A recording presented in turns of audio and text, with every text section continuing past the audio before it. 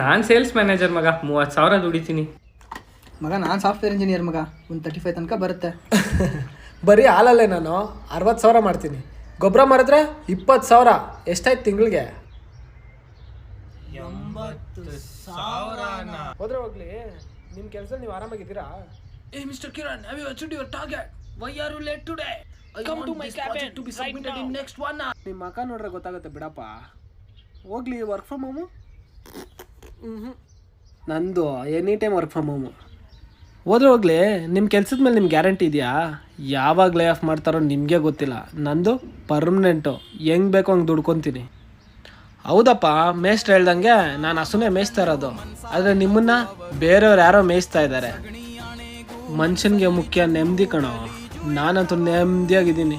ನಾವು ಜನ ಕಾಯೋರು, ನಾವೇ ತುಂಬ ದಿನ ಬಾಳೋರು.